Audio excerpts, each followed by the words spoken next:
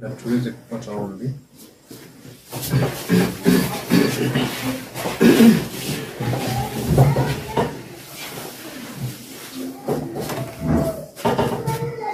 Baba, tunakupenda, tunakushukuru kwa maana ya kuweza kutukusanya pamoja tujifunze neno lako.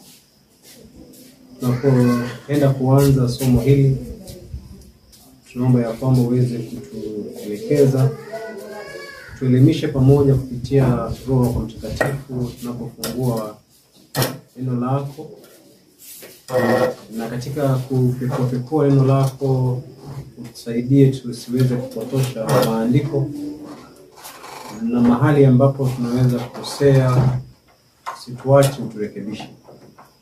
Tunaomba kwa Kristo aliye Bwana na Mwokozi wetu. Amen.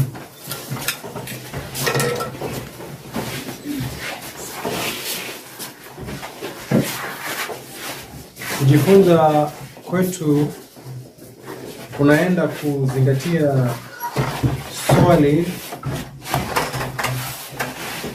kuhusu hekalu la mbinguni. Na swali ni, hekalu la mbinguni ni kitu gani?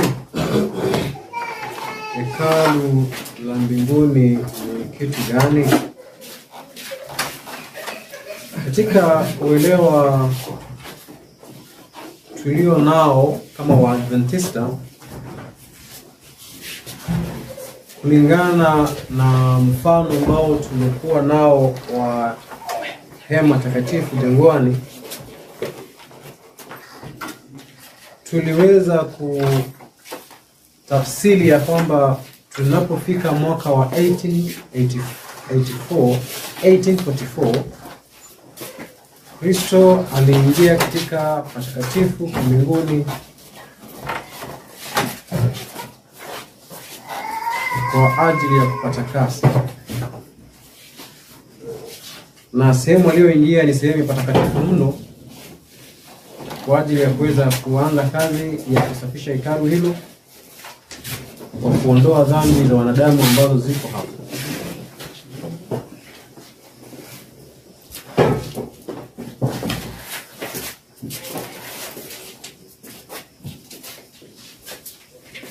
Naomba tuharakishe, tufanye utulivu.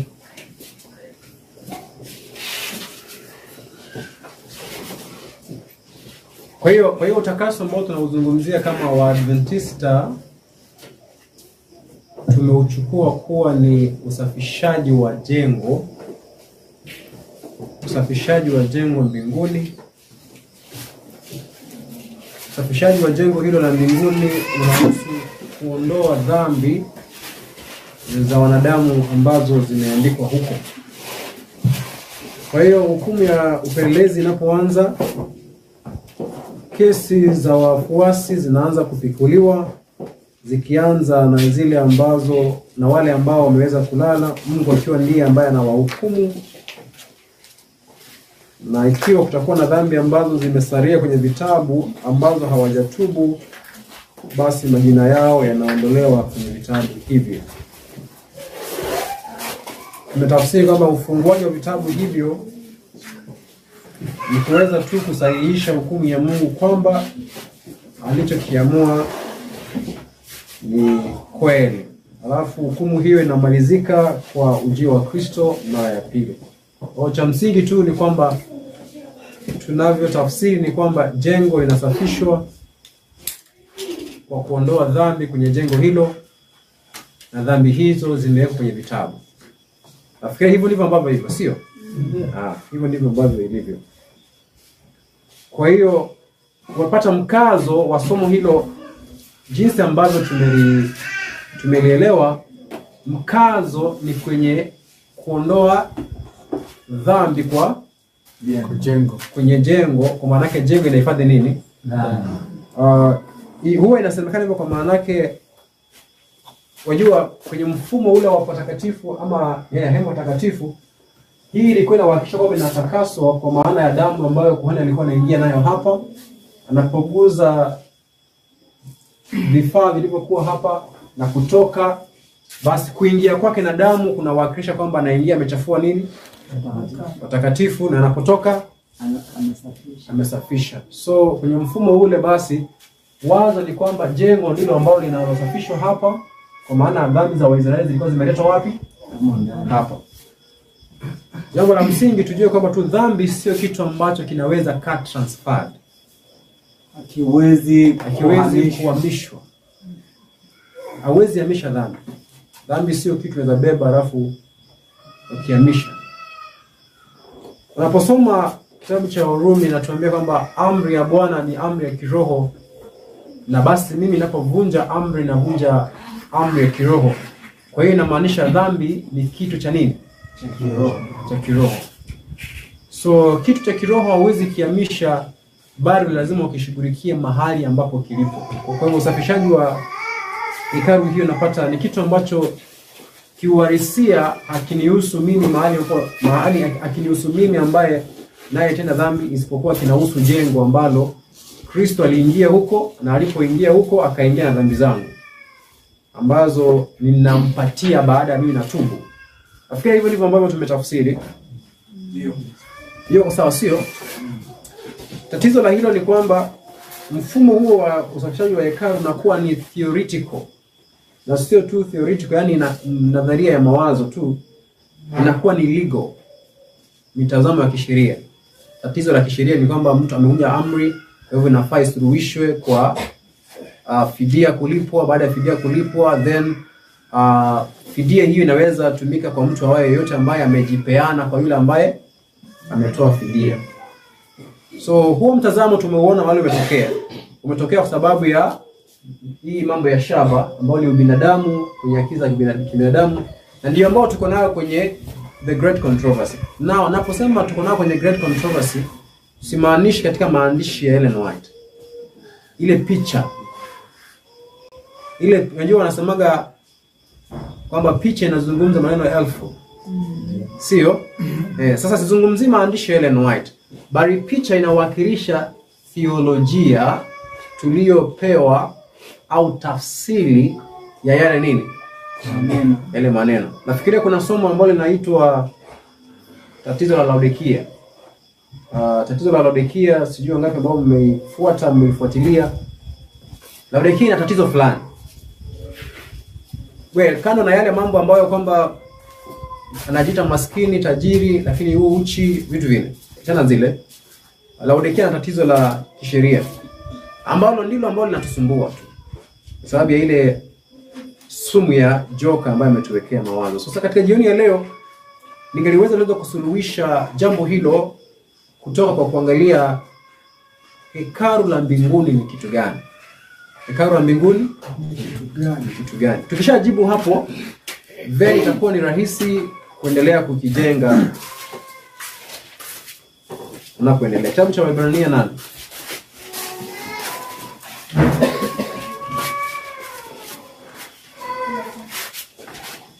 Kitabu cha Waebrania 8.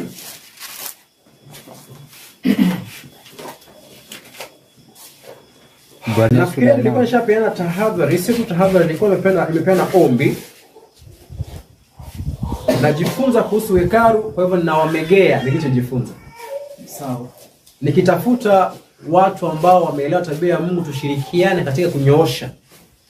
Umeelewa ninachomaanisha? Na share nilichokielewa, alafu nasi tuweze kujenga, tuijaze ikuwe nini? Mungu anaijaza ikae kamilifu. Kwa hiyo tutakuwa tunasaidizana, sawa? Sawa. Yeah. Sasa mimi nitakuwa tunaongoza, and then tunaendelea kujenga pamoja. Waebrania 8. Naam. Mstari wa kwanza imeandikwa. Basi katika hayo tunayosema, neno lililo kuu ndilo hili. Tunaye kuhani mkuu wa namna hii, aliyeketi mkono wa kuume wa kiti cha enzi cha ukuu mbinguni, mhudumu wa patakatifu na wa ile hema ya kweli, ambayo Bwana aliweka wala si mwanadamu. Hizi simu mkizileta hapa naomba mnaziweka flight mode kwa minajili ya kutoa distraction. Sawa, tuendelee ndugu.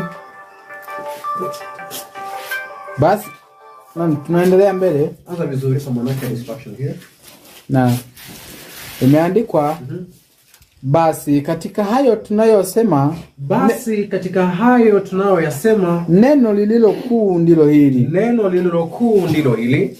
Tunaye kuhani mkuu wa namna hii, aliyeketi mkono wa kuume wa kiti cha enzi cha ukuu mbinguni. Mhudumu wa patakatifu, na wa ile hema ya kweli ambayo Bwana aliiweka, wala si mwanadamu. Bwana ameiweka na wala sio binadamu. Maana kila kuhani mkuu huwekwa ili atoe vipawa na dhabihu. Kila kuhani anawekwa ili atoe vipawa na nini? Na dhabihu. Sasa pointi ya msingi ni kwamba hema lililo juu ambalo Kristo ni kuhani analo mahali ambapo anapofanya kazi, ni hema ambayo Bwana ameliweka, kwa maana yake Bwana amelitengeneza na wala sio mikono ya nini?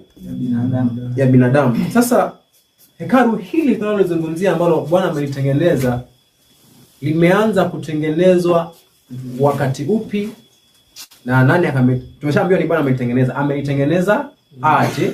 Na kama amelitengeneza, then ina malighafi, materials ya kutengeneza hekalu hilo, sio? Mpaka hapo tunaona vizuri?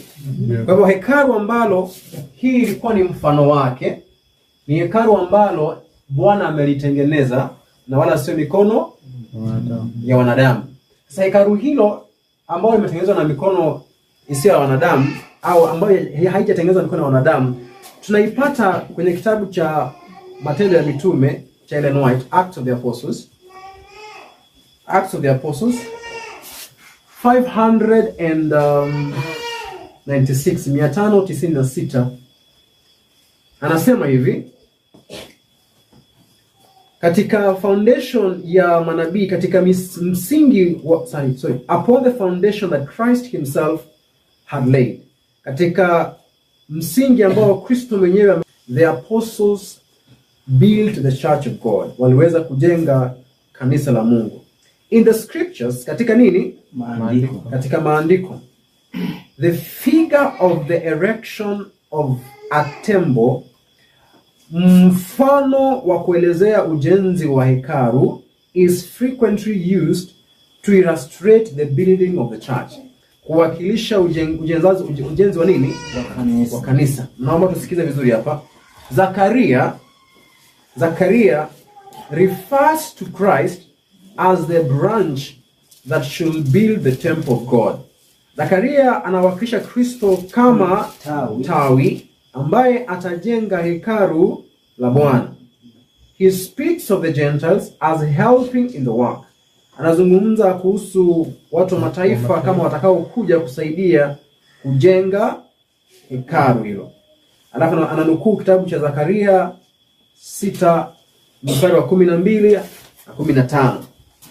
Baada ya hapo naomba tusikie sentence iliyo hapa. Anasema hivi, writing of the building of this temple, anapoandika kuhusu ujenzi wa hekalu hili, Peter anasema hivi, to whom coming as unto a living stone, yeye ambaye kuja kwake ni kama jiwe lililo hai, ambalo alikuwa limekubaliwa na wanadamu, lakini lililochaguliwa na nani? Na Mungu. Alafu anasema mbele kuna mbele. Yeye ni Petro wa kwanza 2:4 hadi 5. Baada ya kunukuu hiyo, naomba tusikize baada ya hapa anasema, in the quarry of the Jews, katika machimbo ya Wayahudi, and the Gentiles, na machimbo ya mataifa, the apostle labored, mitume walifanya kazi, bringing out stones to lay upon the foundation, walileta mawe waweze kuweka msingi. In his letter to the believers at Ephesus, kwa barua yake kwa kanisa la Waefeso, anaendelea kuzungumza kwenda mbele. So hapa kuna vitu kadhaa ambavyo ningependa tuweze kuviunganisha pamoja tupate mtiririko wa mawazo. Now, kuna vitabu vitatu ambavyo vimetumika hapa. Zakaria 6:12 hadi 15. Petro wa kwanza 2:4-5. Now, Zakaria 6 inazungumzia kwamba Kristo kama tawi atatoka akuje kujenga hekalu la Bwana. Sawa? Alafu akizungumzia ujenzi huo, Petro anasema Kristo kama jiwe ambalo limekataliwa lakini limechaguliwa na Mungu. Anapozungumza hapa anazungumzia aina ipi ya ujenzi, wa malighafi ya mfu au wa malighafi ya mawe yaliyo hai? Mawe yaliyo hai, sio? Kwa hiyo tunaweza sema ya kwamba kitabu cha sasa hapa nataka tujenge hoja fulani, na hoja hii tutaijenga taratibu tu. Petro wa kwanza anazungumzia hekalu ambalo linajengwa na mikono ya wanadamu au linajengwa na Mungu? Linajengwa na Mungu. Linajengwa na nani? Na Mungu. Na Mungu, sio? Ndiyo. Na mfano huu ulikuwa unawakilisha hekalu ambalo halijajengwa na mikono ya wanadamu, sio? Sasa tukifika hapo tunajiuliza swali. So ikiwa Zakaria 6 na Petro wa kwanza zinaingiana, tunafaa tupate ushahidi, tujiulize swali. Je, ujenzi wa hekalu linalozungumziwa na Zakaria na Petro, je, ni hekalu hili au napozungumza hili sizungumzii mfano, nazungumzia hekalu la wapi?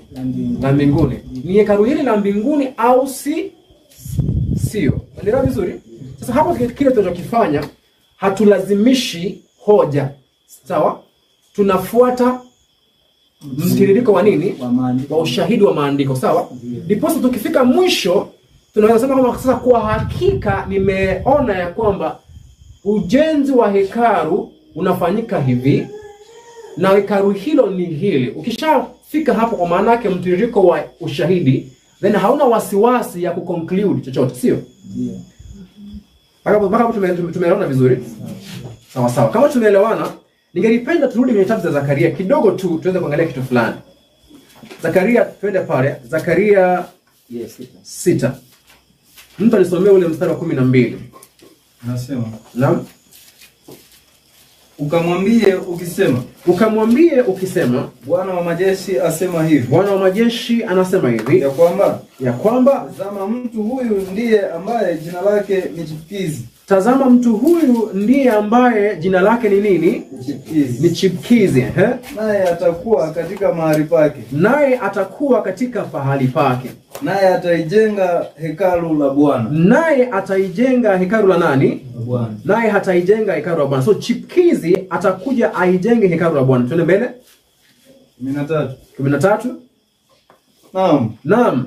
Yeye atalijenga hekalu la Bwana. Yeye atalijenga hekalu la Bwana. Naye atachukua huo utukufu. Naye atachukua huo utukufu. Ataketi akimiliki katika kiti cha enzi. Ataketi akimiliki katika kiti cha enzi. Na kutakuwa na kuhani katika kiti chake cha enzi.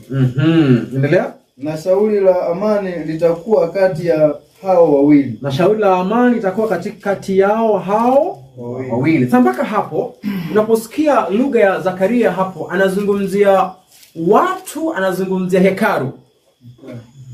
Lugha unapoipata anazungumzia watu moja kwa moja au anazungumzia hekalu? Anazungumzia nini?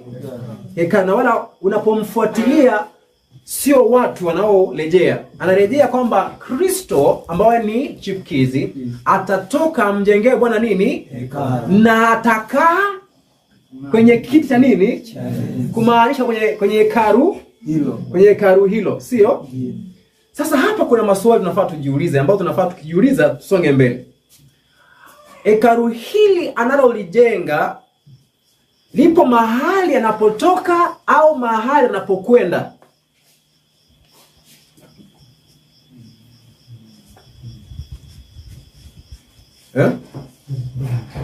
Mnanielewa? Najua mmechoka sana. Kwa maana yake tangu asubuhi mmekuwa mkitumikiza akili. Mmeelewa swali langu? Swali langu ni hili. Hekalu hili analolitengeneza chipukizi lipo mahali anapotoka au anapokwenda? Anakotoka? Haya, wangapi wanasema kwamba anapotoka ndiko hekalu lipo? Ina mkono ishara tu hivi. Wangapi wanaosema kwamba anapokwenda? Wangapi ambao wanasema mimi bado sijaelewa? Haya, asante. Turudi nyuma kidogo. Tuanze vizuri. 12 nasemaje? Anasema, Naam, ukamwambie ukisema Bwana wa majeshi asema hivi. Bwana wa majeshi anasema hivi. Sasa huyu anayezungumza ni Baba wa Kristo. The Almighty God. Tuendelee. Ya kwamba tazama mtu huyu ndiye ambaye jina lake ni Chipkizi. Mtu huyu ndiye ambaye jina lake ni Chipkizi. Naye atakuwa katika mahali pake. Naye atalijenga hekalu la Bwana. Asante. Kuna mahali ambapo mmechezwa. Nani ambaye anaweza point out? Yes? Hapa anasema kwamba naye atakuwa katika mahali pake. Kwa hiyo kama atakuwa katika mahali pake, maana yake kinachozungumzwa kwa kwamba atajenga itakuwa hakihusiana na kile tunachofikiri kwamba ni jengo kama hivi tulivyo, maana tayari iko mahali pake. Kwa hiyo lazima turejee kwamba hasa hapa anazungumzia kwa kuwakilisha nini. Hebu ile version nyingine ya kisasi nini mpya nimesemaje? Kiswahili cha kisasa. Hebu tuende hapo. Inasemaje? Iko hivyo. Na wanapotafuta, naomba tusikize kwa Kiingereza hiyo phrase ya kwamba na atakuwa pahali pake. Unajua pahali pake ni mahali alipo, sio? Ndio. Hebu sikizeni kwa Kiingereza. He will branch out from his place. Bwana tofauti mbali. Kuna tofauti na yale? Tofauti mbali. Mbali? Ya karibiani? Naomba hiyo Biblia. Hiyo ni Agano Jipya. La Kale haipo kwenye Biblia. Sawa. Eastern tense inasema ya kwamba the man whose name is the branch. Huyu ambaye jina lake ni nini? Ni tawi au chipkizi. He will branch out. He will branch out. Kwa hivyo ni tawi linalo chipuka kutoka mahali pake. Sawa? And build the temple of God. Anapo branch kutoka sehemu yake, lengo la kubranch out ni kwamba mahali anapoenda kubranch out ajenge nini? Sasa maana nikawauliza, hekalu hili linalojengwa lipo anapotoka au anapoelekea? Anapoelekea, sio? Haya. Sasa hapo unaelewa Kiswahili mahali kimechenga. Now, sasa hii ni kwa sababu ya vitu viwili. Kinachozungumziwa hapa hakizungumziwi hekalu lile la kimwili, la kimwili nisemeje? Mahali Mungu anapokaa. Kinachozungumziwa hapa ni hekalu lile ambalo lilikuwa limebomolewa au limechafuliwa. Kumbuka tumesema neno hekalu au temple inazungumzia sehemu husika kwenye makao ya Mungu wapi? Mbinguni. Sawa? Jengo. Lakini neno hekalu pia linazungumzia kitu kingine tofauti. So inazungumziwa hapa ni kitu ambacho hakipo wapi? Mbinguni. Ndicho anachoenda kukijenga. Sawa? Otherwise kama kingekuwa huko hangetoka aenda kukijenga. Sawa? Baada ya kukijenga ndiposa atakuwa kuhani hapo. Kwenye kiti hicho cha nini? Na ushauri wao wa amani kwenye hekalu hilo itakuwa ni ya wangapi? Ya wawili. Kama tumeelewa mpaka hapo, ninaomba tufungue nukuu nyingine. Sasa hapa tulikubaliana ya kwamba tunajenga hoja taratibu bila kulazimisha, sio? Okay, kitabu kinachoitwa Desire of Ages. Kitabu kinachoitwa Desire of Ages 166. 166. Inayosema ya kwamba katika siku 3 nitaweza kuinuka tena. Tunaona hapo 166 ya Kiingereza. 166 ya Kiingereza. Nao pale sasa ndio naomba kila mmoja akuwe makini sasa, kwa maana yake hapa tunaenda kuunganisha mafungu au tunaenda kuunganisha ushahidi wa mafungu matatu. Ya kwanza Waebrania 8, ya pili Zakaria ngapi? 6, na mwisho kabisa ile wa Kitabu cha Petro. Sawa? Sasa tuziunganishe zote and then tupate point fulani. Twende pale. Nasemaje? Ungepata ukurasa Ukurasa wa kwanza. 113. Moja. Ukurasa ni 112. Aya ya mwisho. Nasemaje? Katika siku tatu. Katika siku 3 nitalisimamisha Katika kifo cha Mwokozi, katika kifo cha Mwokozi, nguvu za giza zilionekana kushinda. nguvu za giza zilionekana kushinda. Anasema na zilishangilia ushindi, Na zilishangilia ushindi. lakini kutoka katika kaburi lililofunguka Yesu alitoka akiwa mshindi, Twende mbele.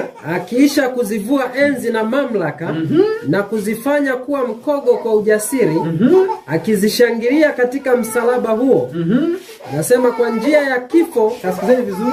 Kwa njia ya kifo, kwa njia ya kifo na kufufuka kwake, kwa njia ya kifo na kufufuka kwake, alikuwa mhudumu wa ile hema ya kweli. sasa sikizeni vizuri. Alikuwa ni mhudumu wa nini? Kweli. Mmeng'enyo unaendelea bado? Turudie. Ngoja kidogo. Turudie vizuri. Unasemaje? Anasema kwa njia ya kifo na kufufuka kwake, Kwa njia ya kifo na kufufuka kwake, alikuwa mhudumu wa ile hema ya alikuwa kweli, mhudumu wa hema ile ya kweli ya kweli ambayo Bwana aliiweka wala si mwanadamu. ambayo Bwana aliweka na wala sio nani? Mwanadamu. Kitabu cha Waebrania ngapi hiyo? 8:2. Nane ngapi? 2. Hema gani inazungumziwa hapo? Jamani, naomba tukue alert. Hema gani inazungumziwa hapo? Hema lile la Musa? Hapana, ile anasema Ile aliyosema Zakaria. Ile harisi ambayo Bwana ameiweka na wala sio nani? sio mwanadamu. Mwanadamu. Haya, tuifuate. Anasema wanadamu waliinua hema takatifu ya Wayahudi. Sikizeni, anaanza sasa kulinganisha. Wanadamu ndio waliojenga hema ile ya nani? Ya Wayahudi. Ya Wayahudi. Yaani mikono ya wanadamu ndio iliyotengeneza hii. Sawa? Twende mbele. Walijenga hekalu la Wayahudi. Wakajenga hekalu ya Wayahudi, lakini patakatifu pa huko juu. Sasa sikiza, lakini patakatifu ya wapi hiyo? Pa huko juu. Anasema ambapo pale pa duniani palikuwa kivuli chake, ambapo hapa palikuwa ni mfano wake, hapakujengwa kwa usanifu wa mwanadamu. Hapakujenga kwa usanifu wa mwanadamu. Tazama mtu huyu. Sasa sikiza, tazama mtu huyu ndiye ambaye jina lake ni chipukizi. Ambaye jina lake ni chipukizi. Naam.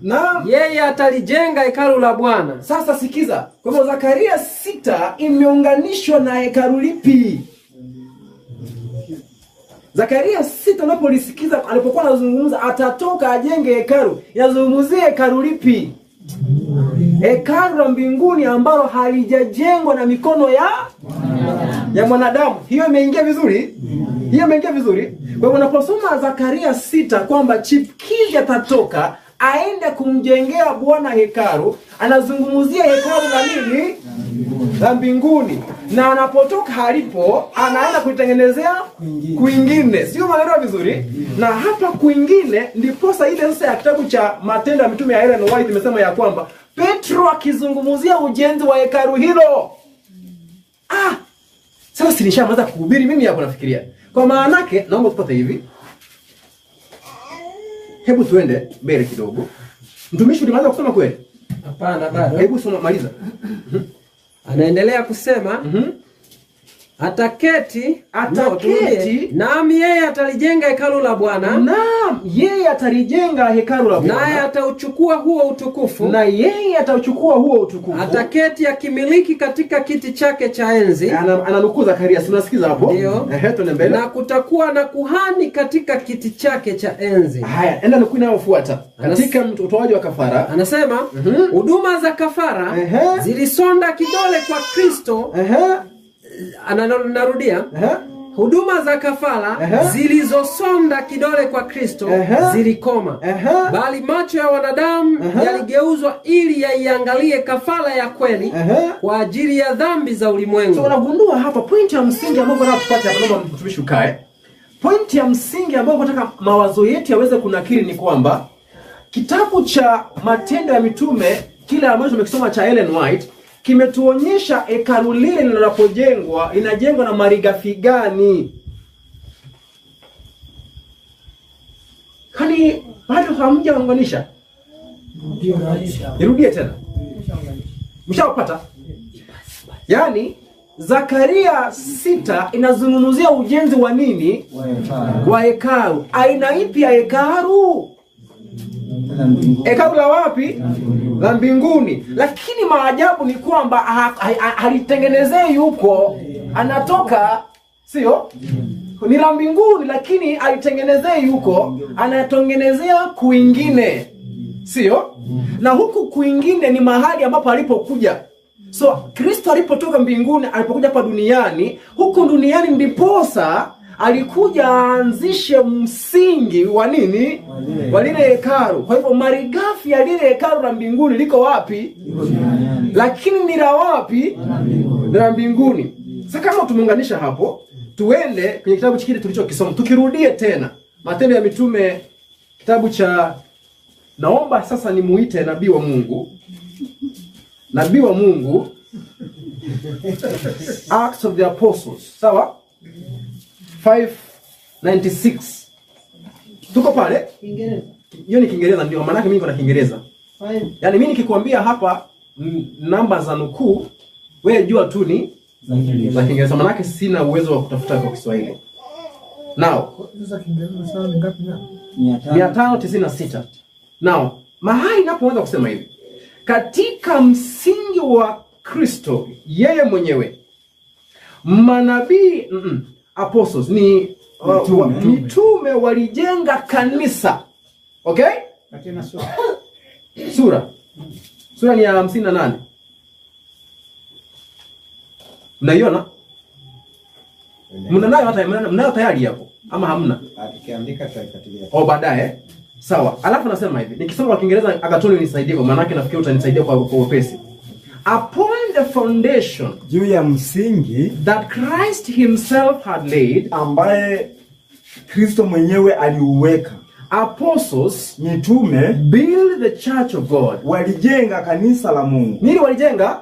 Kanisa la Mungu. Baada ya hapo, in the scriptures, katika maandiko, the figure of the erection of a temple, mfano wa ujenzi wa hekalu, is frequently used, mara nyingi umetumika, to illustrate the building of the church, kuwakilisha ujenzi wa kanisa. Ujenzi wa nini? Wa kanisa. Kanisa ni hii nyumba ya Mzengoi. Ile cathedral ya banana. Kanisa ni nini? Wanadamu, sio? Ndio. Twende mbele. Sasa sikizeni, mtumishi nataka confirm kama nasoma kilichoandikwa hapa. Zakaria refers to Christ. Zakaria humrejelea Kristo as the branch, kama ni tawi. Kwa hivyo yule tawi aliyekuwa anatoka nani? Ni Kristo. Nani yule? Kristo. Haya. Baada ya hapa nasema ya kwamba that should build the temple of the Lord, ambaye anapaswa kulijenga hekalu la Bwana. He speaks of the Gentiles, anaongelea watu wa mataifa as helping, kama wasaidizi in the work, katika kazi. Alafu ananukuu baadhi ya Biblia ni Zakaria 6:12. Zakaria 6:12. Kuna mtu ambaye hajafuata masharti yale tuliyopeana hapo. Okay, Zakaria 6:12-15.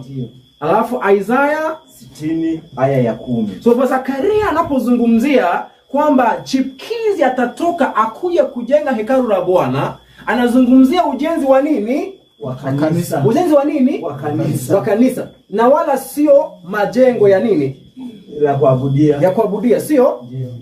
Alafu baada ya hapo tusome mbele. Writing of the building of this temple, akiandika juu ya ujenzi wa hekalu hili, Peter says, Petro anasema, to whom coming, ambaye anakuja as unto a living stone, kama jiwe lililo hai. Sasa material ya temple hii inayojengwa ya kwanza ni mawe yaliyo nini? Mawe yaliyo nini? Yaliyo hai. Haya, disallowed indeed of men, yaliyokataliwa na binadamu, yaliyokataliwa kabisa na watu, but chosen of God, lakini ni iliyoteuliwa na Mungu, precious. na ni la thamani, ye also, ambaye pia nyinyi, ambaye ninyi pia as living stones, kama mawe yaliyo hai, are built up as a spiritual house. mnajengwa ili muwe nyumba ya kiroho. Kwa hivyo point ya msingi hapa, nyumba inayoitwa hekalu la mbinguni ambalo haijajengwa na mikono ya wanadamu, imetengenezwa na materials ya ng'ombe, ya ngozi za ng'ombe. Mjengwa na nini? Material ni watu. Material ni nini? Material ni nini? Ni material ni nini baada ya mwisho? Material ni nini? Kwa hivyo haya yalikuwa ni mfano tu wa hekalu ya kweli. Sawa? Kwa hivyo hekalu la mbinguni lipo, isipokuwa malighafi yake ni ipi? Ni watu. Sasa watu wako duniani na ni hekalu la mbinguni yaje? Itajulikana mbele. Lakini msingi unaeleweka vizuri kweli? Kwa hivyo hekalu la mbinguni lifanye lipo, sio? Linasafishwa lipo. Lakini kumbe hekalu hilo mawazo yote yasikuwe kwa kitu kingine cha ajabu ambao ni dhahabu na nini?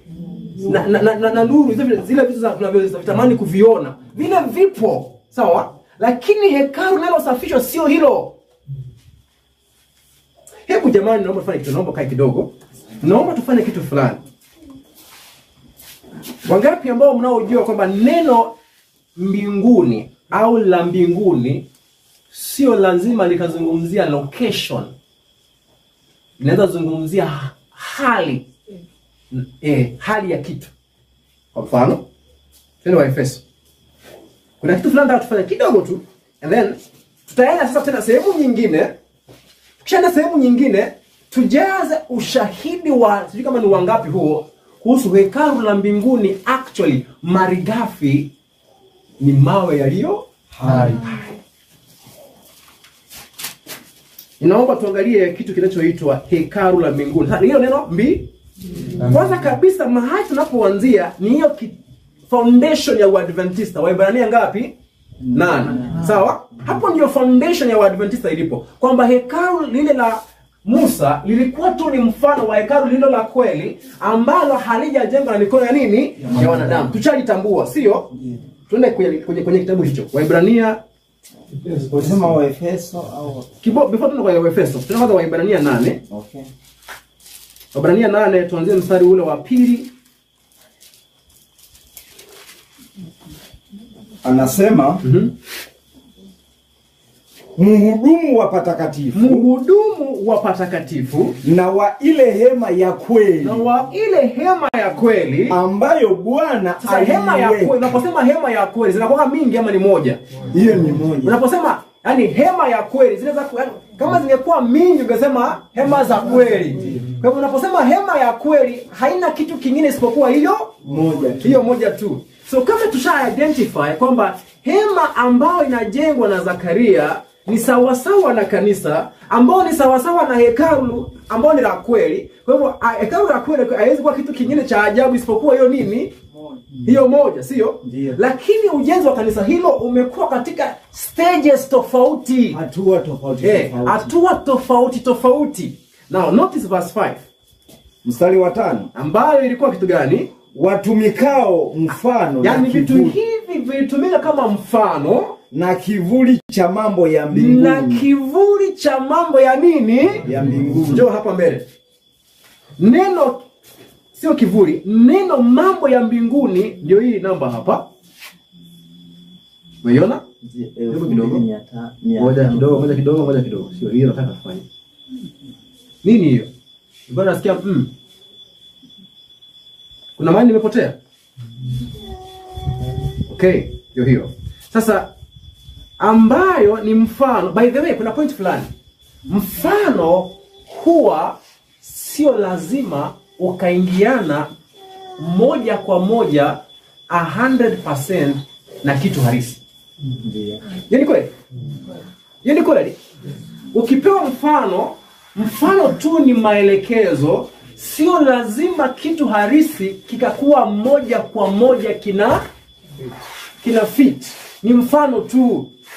Mfano haiwezi kuwa kwa njia nyingine na details zote za kitu halisi. Sio? Naomba uambie hiyo mbinguni hiyo ni namba gani? Ni G2032. Maandike hiyo namba. Amwambie namba gapi? G2032. So G20 ni Greek, alafu namba ya hilo neno ni 2032. Kwa maana yake neno mbinguni kwa Kigiriki hiyo ndio namba yake. So mahali popote hiyo namba inapoonekana inazungumzia heavenly kwa Kiingereza, sawa? Now, mtumishi naomba tulifuate, kabla tujalifuata wapatie maana ya heavenly.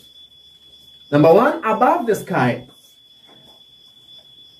Above the sky ni juu ya anga. Juu ya nini? Ya anga. Juu ya anga. Ndio. Ambao in heaven. Yani mbinguni. Celestial, mambo kitu ya kimbingu. Kitu cha sawa, kitu cha kimbingu. High, iliyo juu. Iliyo juu, sawa? Yeah. So that's the word heavenly. Mbingu, sawa? Sasa ninachotaka kukifanya mbio then tutoke hapo ni kufuata hilo neno pahali pengine tuone imetumika aje, sawa? Ya kwanza ningelitafuta kwenye Biblia ya Waefeso pale. Waefeso, naomba tuende Waefeso 6:12. Waefeso ngapi? 6:12. Naomba tusome pale. Kwa Kiingereza nasema ya kwamba for we wrestle not against the flesh and the blood. Kwa maana kushindana kwetu sisi si juu ya damu na nyama, Nor against but against principles, bali ni juu ya falme against powers, na mamlaka, against rulers juu ya wakuu wa giza hili, of darkness of this world. juu ya Sikizeni majeshi kwa hapa mbele. ya pepo wabaya, Against spiritual wickedness. Against spiritual wickedness. dhidi ya uovu wa kiroho In high places. katika mahali pa juu. Now, in high what? Hiyo Biblia ya Kiswahili inasemaje? Katika ulimwengu wa roho. Katika ulimwengu wa nini? So tunapambana, vita vyetu sio vya mwili na nini? Sio vya nini? Bali tunapambana na nini? Na pepo wabaya katika Simsomeni jamani, mna Biblia mnisaidie. Falme na mamlaka. Falme na mamlaka, Pepo wabaya. Katika ulimwengu. Hello. Kwani kanisa imeandaa wapi leo? Tuko? Haya, sitafuata basi. Haya, ikimalizia nasema tunapambana na nini mwisho kabisa, laini ya mwisho? Na pepo wabaya, katika ulimwengu wa nini? Hasa pepo wabaya katika ulimwengu wa roho wanapatikana wapi? Ya? Sasa hilo neno ulimwengu wa roho, na mwalimu angalia hapo, wapatie namba yake ni 2032. Haya. So neno 2032 ni lile ambalo limetumika kwa Waebrania ngapi? 8:5 inapozungumzia hekalu la wapi? La mbinguni. Sasa tunapopambana na roho wabaya, wanapatikana mbinguni hao roho wabaya? Ulimwengu wa nini? Wanapatikana mbinguni, ndio swali langu. Wako hapa. Wako wapi? Duniani. Wako wapi? Duniani. Hapa duniani. Lakini wanaitwa nini? Pepo wabaya kwenye ulimwengu. Pepo wabaya wa wapi? Ulimwengu wa roho. Sijui kama naeleweka. Point yangu ya msingi, neno heavenly ukitafsiri moja kwa moja kwamba lazima izungumzie location, yani pahali, then hata hawa pepo wabaya wanapatikana heavenly, mbinguni. Hapa kwenye Kiswahili sasa wametumia neno heavenly world. Heavenly world. World ile kama ya ulimwengu. Ulimwengu. But you know something? Niko very sure hilo neno world limeongezwa. Yes. So unaweza toa ondoa world ibaki heavenly. Sasa sisi tutafuta heavenly, mbingu wapi? Shetani anakaa mbinguni? No, anakaa wapi? So mbona anaitwa heavenly? Ni kwa maana asilia yake ni ya ulimwengu upi ilikuwa? Wa huko. Lakini alipotoka yupo wapi? Hapa. Sio? Kwa ni mgeni wa hapa, lakini asilia yake ni ya wapi? Ni ya huko wapi? Kwa hivyo unaweza kuwa na kitu cha mbinguni cha huko ambacho hakipo wapi? Huko. Unanielewa vizuri jamani? Kwa hiyo unapozungumzia hekalu la mbinguni, sio lazima location yake physically ukaipata wapi? Mbinguni. Unanielewa vizuri? Isipokuwa linafaa liwe wapi? Mbinguni. Unaelewa vizuri? Sasa naomba tu demonstrate kitu kingine kwenye Waefeso hapo. Naomba sasa tupate lugha hii ya heavenly, mahali ambapo mimi na wewe tunafaa tuwe. Tuende kitabu cha Waefeso. Waefeso 1:20 nasemaje? Waefeso 1:20 nasemaje? Anasema aliyotenda katika Kristo alipomfufua katika wafu, akamweka mkono wake wa kuume katika ulimwengu wa roho. Mkono wake wa kuume katika ulimwengu wa nini? Kwa Kristo alipokufa akawa kuhani kwa mujibu alipofufuka. Alipofufuka na akaenda wapi? Mbinguni. Kwa mujibu wa ile unabii wa Zakaria. Mnakumbuka huwa Zakaria kwamba akitoka ajenge nini? Hekalu la Bwana. Na waliombali wakuja wafanye nini?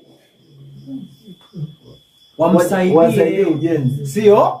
Na baada ya hapo atakaa kama nini? Kuhani. Kama kuhani, na shauri la amani itakuwa kati ya wao wapi? Wawili. Kumbe Kristo alipoamuka akaenda mbinguni, tunaambiwa amekaa wapi? Na kwenye Waefeso natuambia Yesu ni sehemu ipi?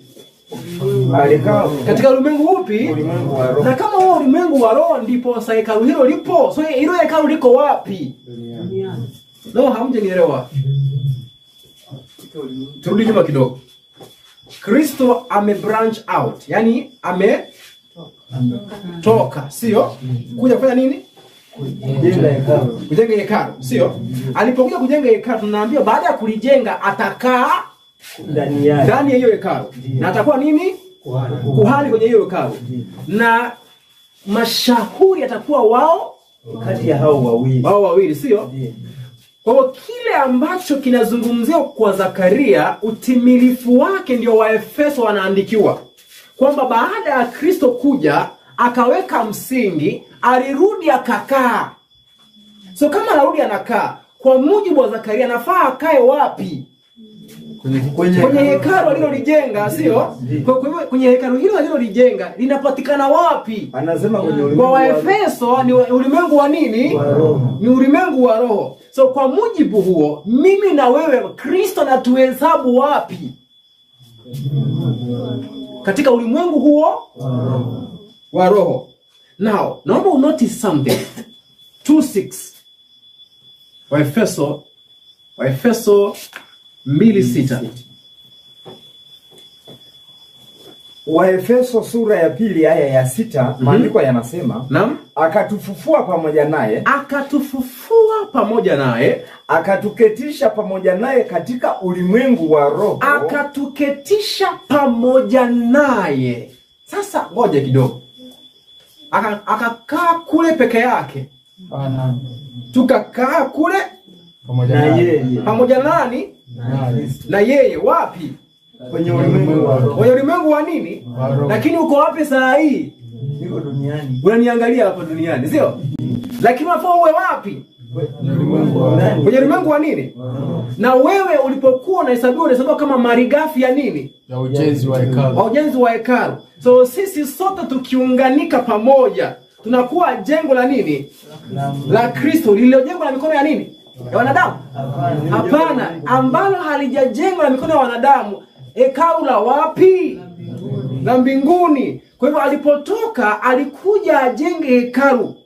Sawa? Kwa hivyo hekalu alinalojengwa halipo huko. Lakini alipoweka msingi anatuhesabu tayari amekamilisha hiyo kazi. Amekaa nalo wapi? Kule mbinguni. Kwa maana aliporudi mbinguni amekaa kama binadamu pia. Now, niwaze kukuambia kitu fulani. Ndugu, naomba ukae kidogo. Now, wangapi ambao unajua ya kwamba watakaoshinda vita vilivyo mbele wanahesabiwa kuwa nguzo ya hilo hekalu?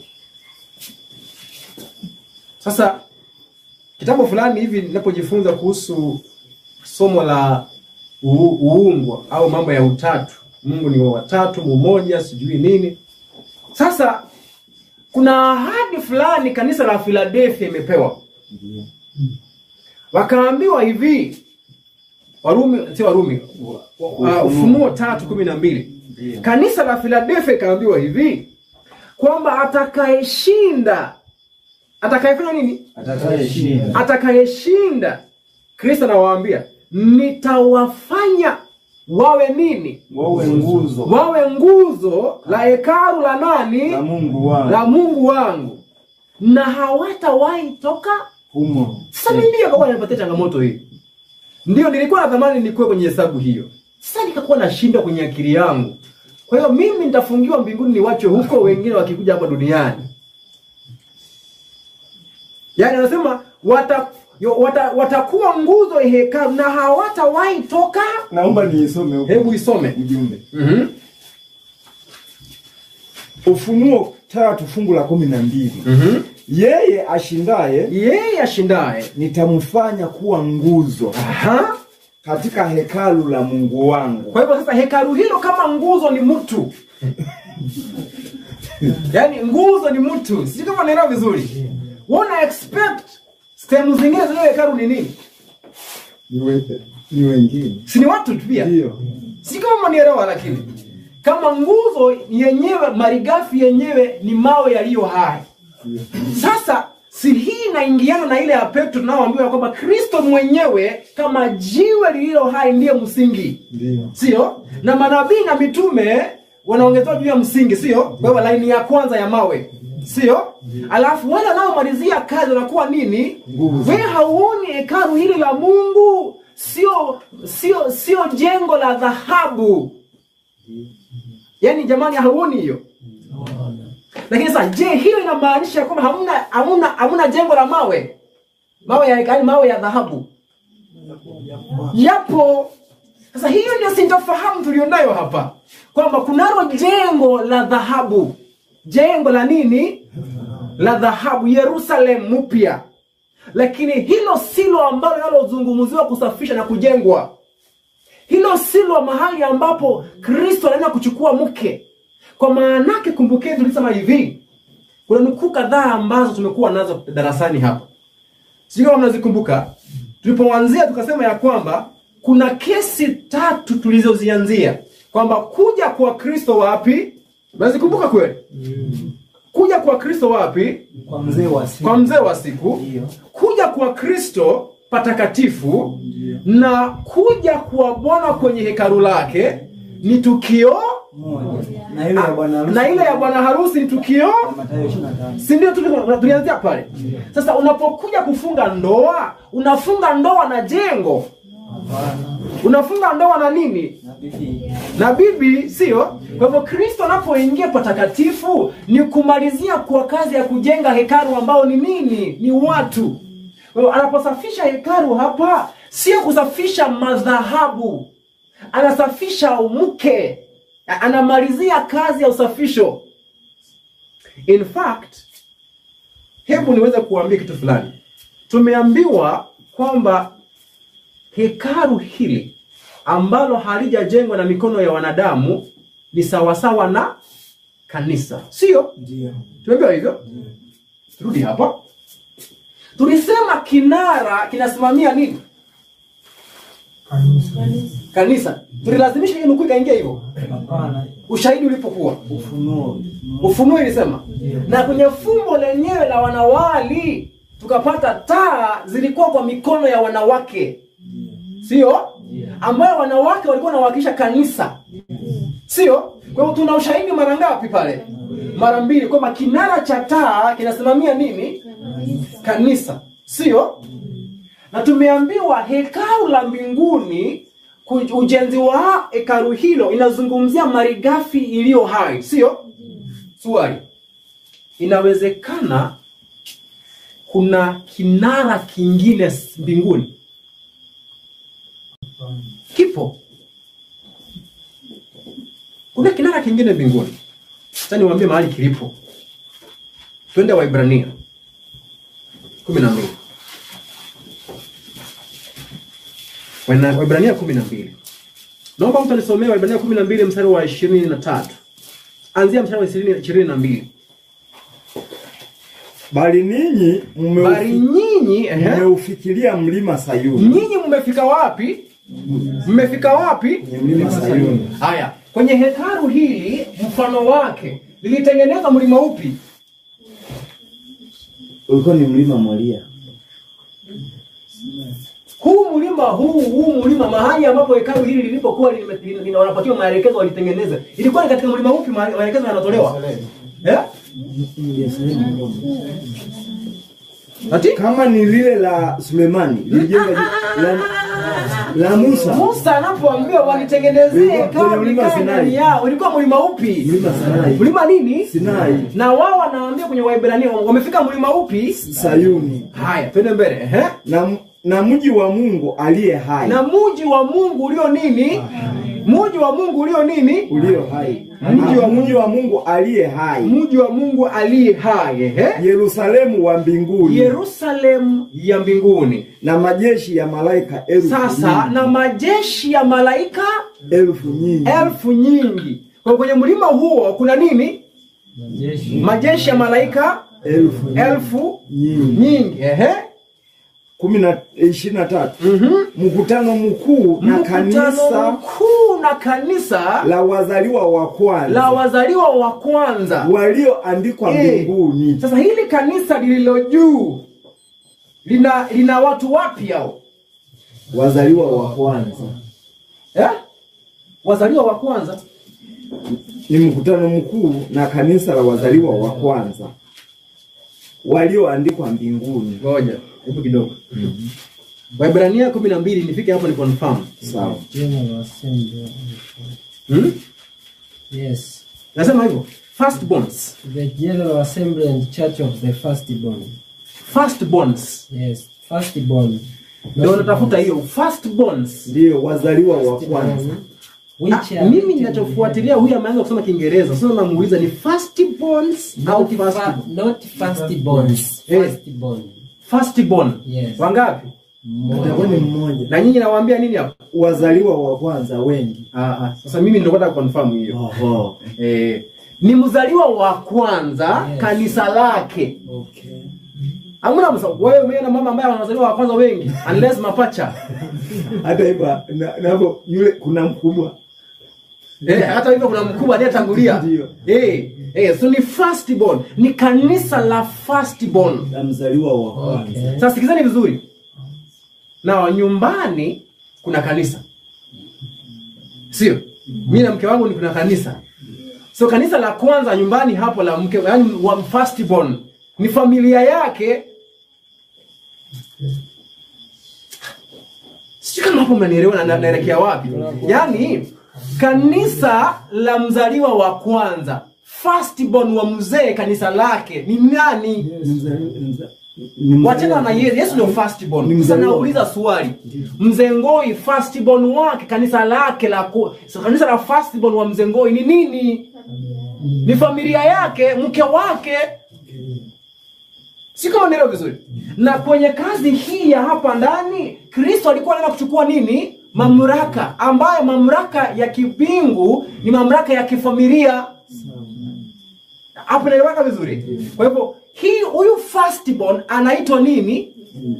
Jina lake limeandikwa hapo. Huyo firstborn jina lake, yani kanisa lake ambao ni mke wake lina jina hapo. Mzaliwa wa kwanza ndio bwana, husband. Sasa mke huyo jina lake anaitwaje? Si ndio mkutano huo mkuu? Umepewa jina ama mimi ndio sijaona vizuri hapo? Yes, General Assembly. Hebu endelea. Mkutano mkuu. Hebu soma 22. But you are come on to Mount Sion. Ndio. Baada ya hapo ninyi mmeufikiria mlima Sayuni. Na mji wa Mungu aliye hai. Na mji wa Mungu uliye hai. So, hiyo General Assembly na jina inaitwaje? Ni Jerusalem. Sio? Okay. So Jerusalem ndiyo mke wa Kristo, sio? Na hiyo Jerusalem ina consist nani na nani hapo? Nyinyi mumefika, lakini mkapata wengine wametangulia hapo. Walio hapo wa kwanza nani? Anasema malaika elfu. Malaika elfu. Ndio. Sio?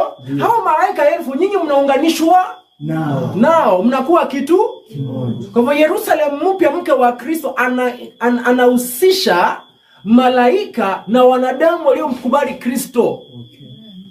Sasa ndiposa ukiingia patakatifu kwenye kitabu cha Ufunuo 4 unapata taa, vinara vya taa. Vile vinara vya taa pale inazungumzia malaika mbele ya kiti cha enzi ambao ni zile pepo 7. Waebrania akasema hamjui ya kwamba malaika ni pepo watumikao. Kwa hiyo kwenye mbinguni tunao kinara chenyewe. Tunao nini? Kinara chenyewe kipo. Lakini kinara chenyewe sio miti. Ama una expect Kristo kila siku asubuhi anaamka anaanza kusafisha taa mbinguni? Hapana. Unajua kuna vitu vingine ambavyo tumeaminishwa, lakini ukianza kuenda nyuma kidogo unaanza kujiuliza swali inagonga. Naomba kuuliza swali. Wangapi nikikuambia saa hii Kristo anapoamka asubuhi na jioni, sijui kama kuna jioni kule, lakini sijui kama nisemeje. Kwa maana hata jioni yenyewe haingii kwenye akili unajua. Kwa maana yake mbingu kule jioni yao sijui kama ni yangu hapa. Lakini una expect Kristo anapoamka anaingia kuwasha taa mahali fulani mbinguni. Yaani jamani naomba kuuliza swali. Mbinguni yenyewe hawahitaji jua, sio kwa maana jua itakuwa. Yaani nuru ya Mungu inaowaka inang'aa kuliko hata hitaji la nini? So taa kuwashwa mbinguni makusudi yake ni nini? Kuondoa giza.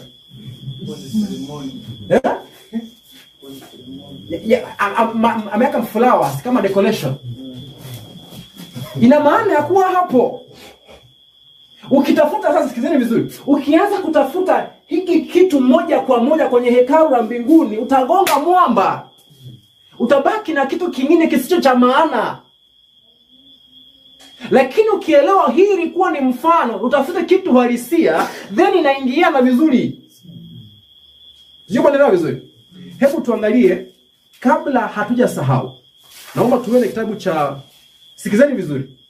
Wale ambao wanaitwa 144,000 kwenye upaji wa uso wao ni jina lipi limeandikwa pale? Ni jina la Baba na la Mwana Kondoo. Alafu hiyo tu. Hiyo tu. Hebu someni mahali imeandikwa. Jina lililoandikwa pale ni la nyinyi mnanukuu Ufunuo 14.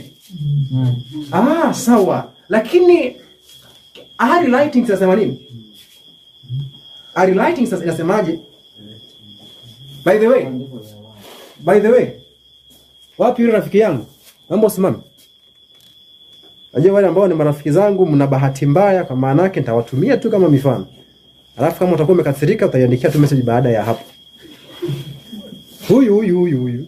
Hata wewe ni rafiki yangu, hiyo sio shida, lakini huyu. Wewe unaniangalia, huyu anataka kunikataa. Simama bwana. Akatoni. Haya. Huyu anataka. Naona kuna marafiki wengi. So nashukuru. Sasa naomba jitambulishe. Unaitwa nani? Majina yako? Naitwa Anne Agathon Kikoti. Anaitwa? Anne Agathon Kikoti. Hiyo jina Agathon umechukua tangu lini?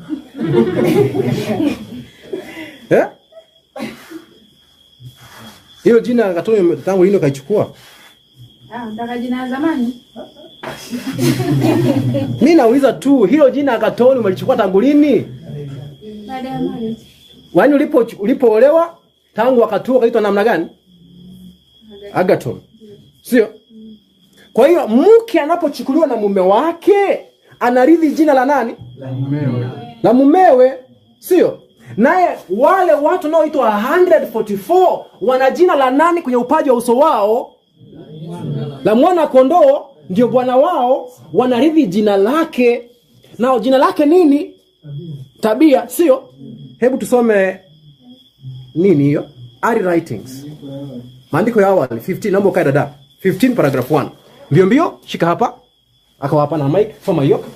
144,000. The 144,000. Wale hiyo sasa sijui nitasemaje, mtanisamehe. Wale 144,000 were all sealed and perfect. Wote walikuwa wamepewa muhuri na kikamilifu, wameungana.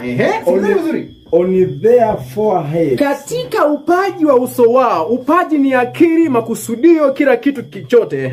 Was written. Sikizani, imeandikwa God. Jina nini? Mungu. Mbele twende mbele. New Jerusalem. Alafu nini nyingine? Yerusalemu. Nini nyingine? Yerusalemu mpya. Wameandikiwa nini kwenye uso wao pale?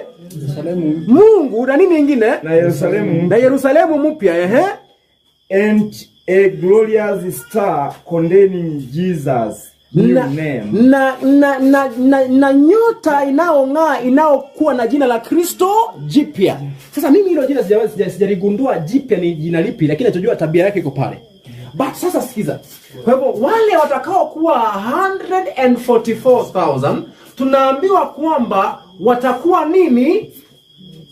Kumbuka ahadi kwa Philadelphia watakuwa nguzo. Sawa? Na hapa tunaambia kwamba Kristo atawaandikia jina mpya. Unapoolewa unachukua jina la mume wako, sio? Na hapa tumepata jina lililo kwenye upaji wa uso wao, naitwa Yerusalem. So unapozungumza Yerusalem, kuna mtu aliuliza swali kwamba nikaona Yerusalem ikiteremka. So Yerusalem anayeteremka nani?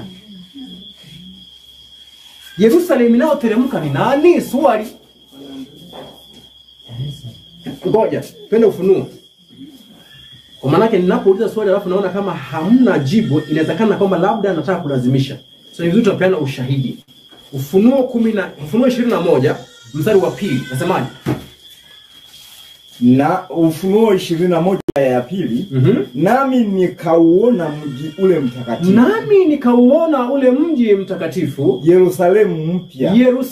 Nikaona ule mji mtakatifu, Yerusalemu mpya, ukishuka kutoka mbinguni. Ukishuka kutoka mbinguni kwa Mungu. Kukitoka mbinguni kwa Mungu umewekwa tayari. Ambao ushawekwa tayari kama bibi harusi. Kama bibi harusi. Aliyesha kupambwa kwa Mungu. Sasa huu mji unaoonekana unaoteremka ambao ni bibi harusi, ni nini hiyo?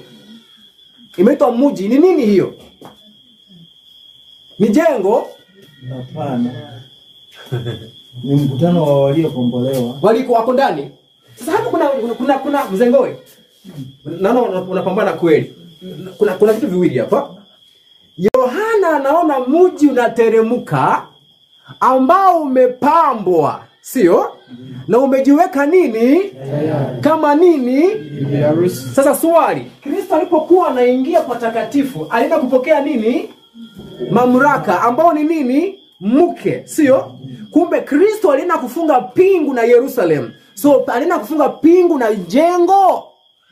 Hapana, kwa maana yake kufunga pingu kuwa kimoja ambao ni atonement ni sawasawa na utakaso, sio? Na hiyo kufunga pingu anafunga na mke anaitwa Yerusalem. Alifunga pingu na jengo? Anafunga pingu na nani? Na watu. Hawa watu ndio wanaoitwa namna gani? Yerusalemi. Hello? Nifafanue sasa. Kuna Yerusalem majengo ya mawe. Okay? Kuna Yerusalem nini? Majengo ya mawe. Majengo ya mawe. Inaoifanya iwe Yerusalem ni watu walio ndani. Yaani unaposema naenda Dar es Salaam, lengo lako kule ni uende uone watu wa wapi? Wa Dar es Salaam. Yerusalem Yerusalem. Kristo alikuwa analilia majengo, analilia wale watu. Ni mara ngapi nimejaribu, alikuwa anazungumza ni mara ngapi nimejaribu kukusanya nyumba zenu? Hapana. Hawazungumzia nini? Watu. Kinachofanya Yerusalem mpya itwe bibi ni maana ya watu wa wapi? Wa pale. Haya. Kama hapo tumeelewa, then Kristo anapoingia patakatifu kutakasa, nimalizie nikiuliza swali, anatakasa nani? Anatakasa nani? Watu. Lakini sisi mawazo yetu tumekuwa tukihadaiwa na shetani, ameelekeza mawazo yetu kwa nini? Vitu vilivyo mfu. Kazi inayofaa kutendeka ndani ya maisha yangu nimeielekeza kwa mawe na vitabu, sijui ni vitabu vya aina ipi. Siko mnaelewa vizuri jamani? Kwa hivyo jengo linalosafishwa ni jengo ambalo Mungu amelitengeneza, ambao ina malighafi aina ipi? Ya watu walio hai. Na kusafisha huko kwenye hekalu ndiko kunakofanya wawe kitu kimoja. Na kuwa kitu kimoja ndio nao uwakilisha kwenye fumbo la kufunga nini? Mbingu. Kazi hiyo inapoisha, then anawachukua, anawapeleka kufanya kitu gani? Kukaa pamoja, masikani. Now, ikiwa mpaka hapo tumeweza kuelewa, then kuna kitu kingine ambacho ningelipenda kukisema, na labda siku nyingine tutaweza kukirudia. Wangapi ambao mnajua Jerusalem ilikuwa square? Inayoshuka ni square. Ya? Ni mraba. Sio? Patakatifu ilikuwa nini? Ukiangalia measurement zake. Ilikuwa ni mraba. Sawa? Okay.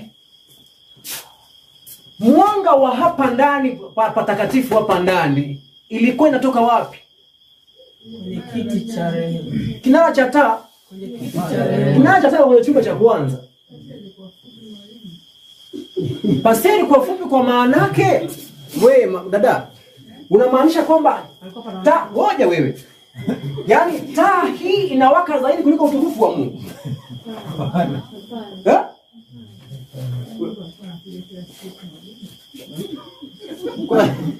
Wewe bwana. Yaani ukiona utukufu huu umetoweka, Mungu hayupo. Sasa sizungumzie hekalu lile la pili. Hapana. Napozungumzia hekalu hilo, walipokuwa wanaona nuru hii haipo, ni ishara Mungu amekasirika. Nakumbuka?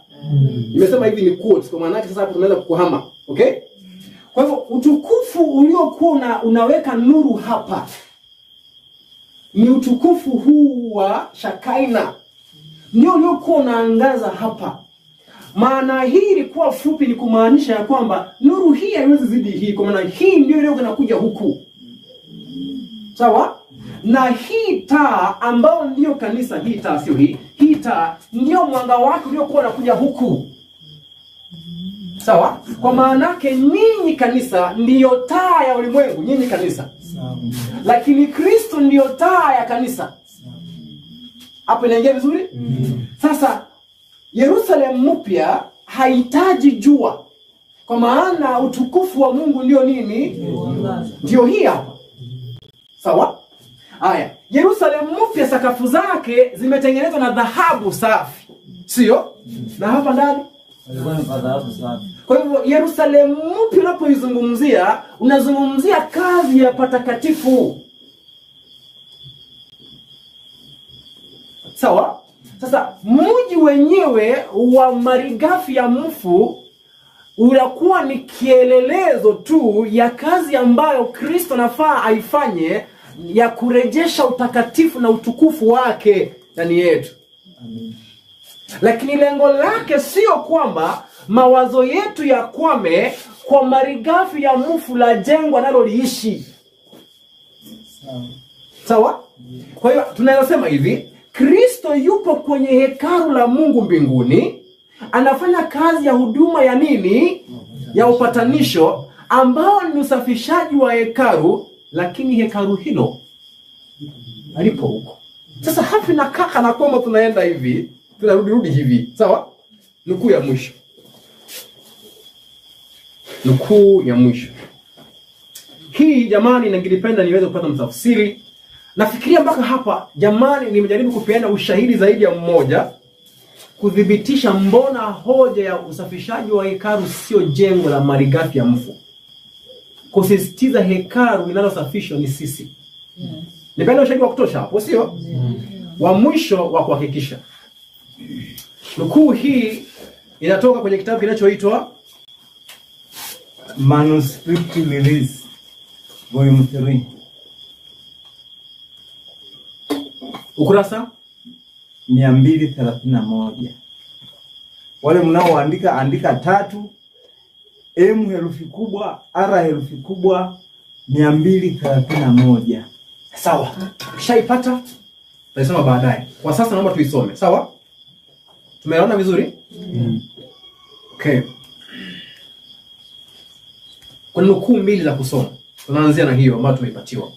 The first tabernacle, ambayo ni hema ya kwanza. Umeiona? Hema ya nini? Ya kwanza.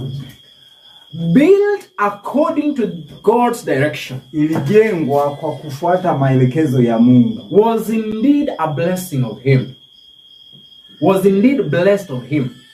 Ilibarikiwa kwa kweli na yeye. The people, watu, thus were preparing themselves, hivyo walikuwa wanajiandaa wenyewe, to worship in the temple not made with hands, kuabudu katika hekalu ambalo alikufanywa na mikono ya watu. Kwa walipokuwa wanajenga hekalu hili, sikizeni vizuri, walipokuwa wanajenga hekalu hili, lengo la kushirikishwa ilikuwa ni somo.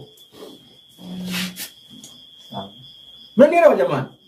Walipokuwa wanajenga hekalu hii na kuliandaa, lengo lake ilikuwa ni somo. Kwamba walipokuwa wanaandaa hekalu hii, ilikuwa ni somo ya kwamba na nyinyi jiandaeni kuabudu Mungu katika hekalu ambalo halijajengwa na mikono. Sawa sawa? Sasa tulitafute hekalu hilo ni lipi, sio? Twende mbele tushuke chini. A temple in heaven. Hekalu la kule mbinguni. Wapi? Wapi? Mbinguni. Sasa tayari tushatolewa hapa. Mawazo yamepelekwa wapi? Mbinguni. Haya, twende mbele. The stones of the temple built by Solomon, mawe ya hekalu lililojengwa na Sulemani, were all prepared at the quarry. Yote yaliandaliwa kule chimboni. Yaliandaliwa wapi? Chimboni. Wapi? Chimboni. Haya. And then brought to the temple site. Na kisha yakaletwa kwenye eneo la ujenzi wa hekalu. Mzee, kuna vitu viwili hapa. Tuna machimbo ya kutoa malighafi na kuna temple site. Na eneo la kujengea hilo la ujenzi. Unaelewa? Kuna machimbo na kuna temple wote. Site. Temple site inamaanishaje? Eneo la wapi? Eneo ambalo ujenzi huo. Haya, sasa sikizeni. Tumeambiwa tayari ni la wapi hili? Haya. They came together, walikuja pamoja. Yani ile mawe ile. They came together, mawe yalikuja pamoja. Without kukusanya. Yani kwa mfano, walikuwa na machimboni. They came together without the sound of. Haya, sikizeni sasa. Walikuwa na machimboni, wanachukua mawe kule machimboni, wanayatengeneza chonga. Sawa? Wakishayachonga, wanayabeba kutoka machimboni, wanayaleta kwa site ya temple. Sawa? Mawe haya yalikuwa yanaunganishwa bila sauti ya shoka. Wapi? Kwa site. So ukisikia tong, hiyo ni wapi kule? Machimboni. Lakini huko kwenye hekalu mahali inatengenezewa kimya. Sawa? Twende mbele. Hiyo ilitengenezwa kwa masharti na maelekezo ya nani? Ya Mungu.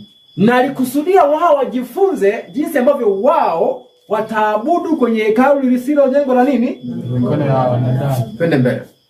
Haya. The timber were also fitted in the forest. Hata ambao ziliunganishiwa huko msituni. Wapi? Kwa hivyo kazi ya kuchukua shoka, kukata mti kwa mzizi ni wapi? Msituni. Kule msituni.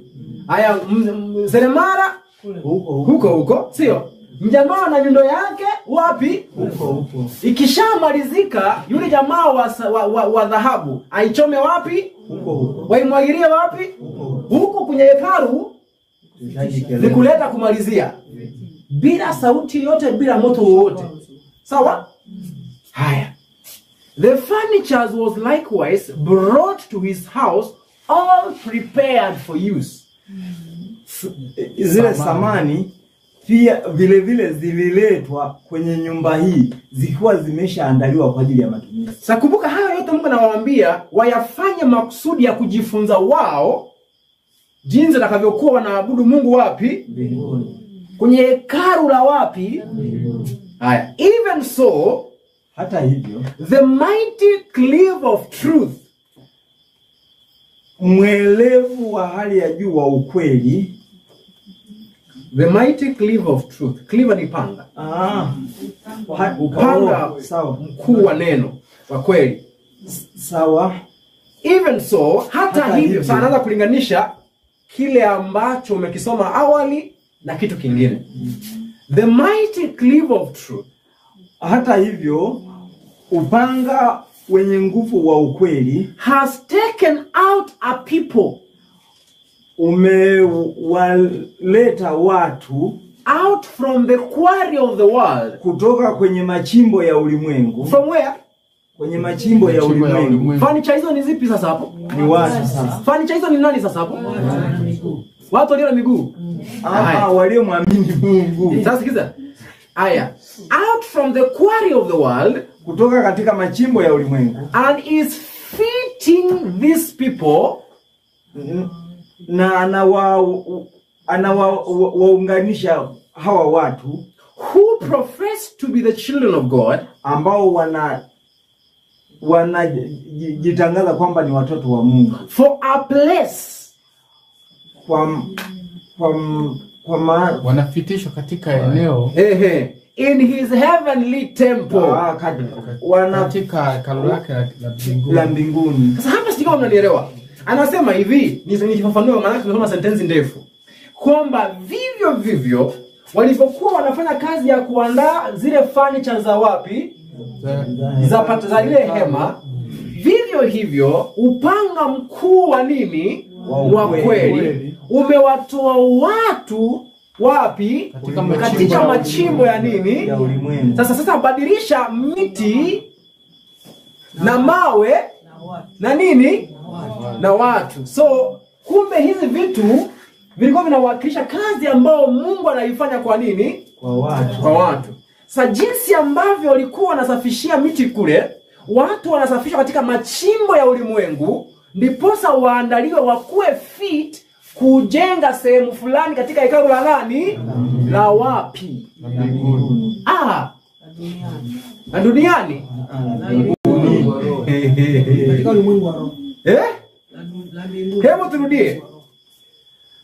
Take out a people from the quarry of the world. Na wachukua watu kutoka katika machimbo ya ulimwengu, and is fitting these people, na kuwafanya wafae hawa watu who profess to be the children of God, wanaojidai kuwa ni watoto wa Mungu, for a place, kwa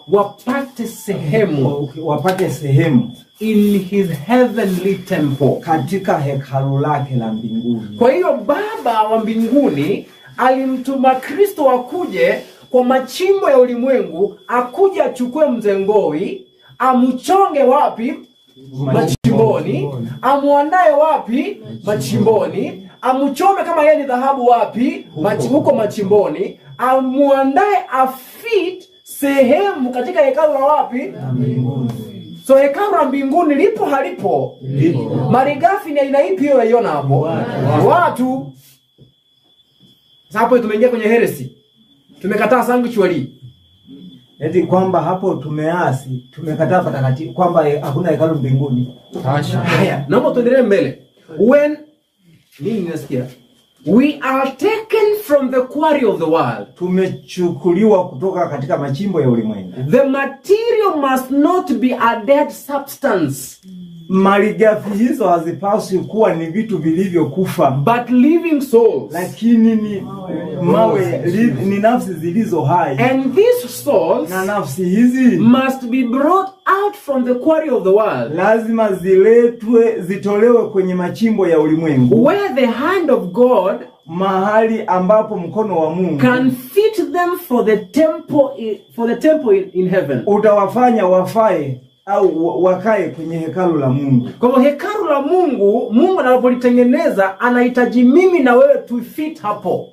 So tunapomalizia, then therefore point ya msingi ni kwamba jengo la hekalu la mbinguni lipo. Sawa? Isipokuwa kwamba lipo kule kwa imani. Baadhi ya marigafi hizo ziko kule. Kwa maana yake malaika wapo. Viumbe wengine ambao hawajaanguka, ambao kazi hiyo inawahusu pia hapa wapo. Lakini kuna sehemu zingine za hekalu hiyo hazijakamilika. Msingi wake upo. Sawa? Haya, actually baadhi ya kuta zishawekwa. Elijah na Enoch wako kule. Siko maneno vizuri. Lakini sasa bado nguzo bado hazijakuwa tayari. Na nguzo ni nani sasa hapo? Ni mimi jamani. Yaani Mungu anataka tupe kila mtu apate. Sasa unajua sasa hii nguzo, yaani kwa mwingine anajiuliza sasa jamani kama ni hivyo, kwani hiyo nyumba inapokuwa kubwa itapata nafasi kweli ya kukua nguzo? Yaani spiritually Mungu anazungumzia kwamba kila historia ya dunia, yaani kiroho Mungu anazungumzia kwamba historia ya dunia. Na tupate hivi.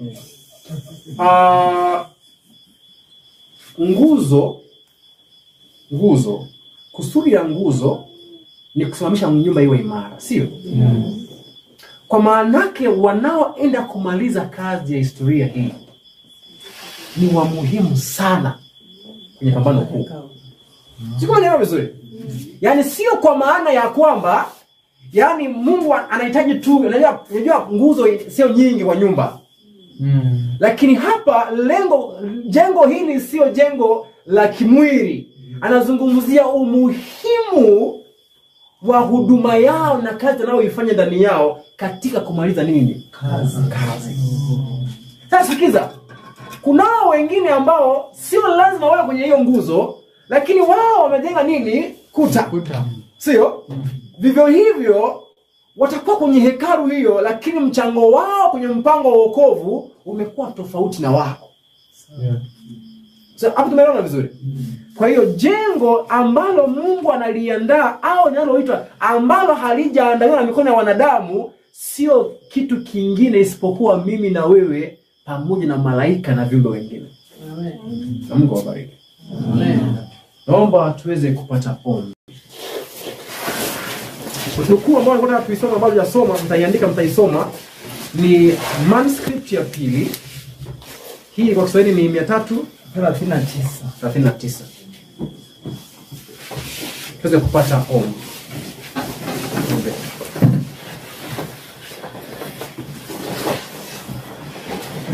Tushukuru na kuomba. Baba yetu mwema wa mbinguni, tunasema asante kwa sababu rehema zako ndizo zilizotukusanya hapa. Tunasikia mambo ambayo ni mageni na ni mapya. Tunabaki tukiishangaa hekima yako. Tunakuomba utusaidie kila mmoja wetu tuweze kuelewa, na zaidi sana tuweze kukupenda. Tukikupenda dhambi itakufa ndani yetu. Mungu na Baba yetu, tunaomba usiku huu tunapoenda kujipumzisha ukawe pamoja nasi. Taratibu zingine zitakazoendelea, mazungumzo, majadiliano yatakayofanya yafanye kwa ajili ya utukufu wa jina lako. Kwa neema yako asubuhi utuamshe tuendelee tena na majifunzo haya. Kuna ndugu jamaa na marafiki wanaojiandaa kuja, tunaomba uwaongoze katika njia yote watakayoijia, ili nao waweze kufika, tuweze kujumuika katika majifunzo haya. Ukatupe roho ya unyenyekevu, ukatupe roho ya upole, tukawe watu ambao tupo tayari kusikiliza yale tusiyoyajua. Ukatupe roho ya kukusihi na kukulilia, utufundishe, maana wewe ndiye Baba yetu, hatuna mwingine. Tunasema asante kwa hayo yote kupitia jina la Yesu aliye Bwana mkombozi wetu. Amina. Amen.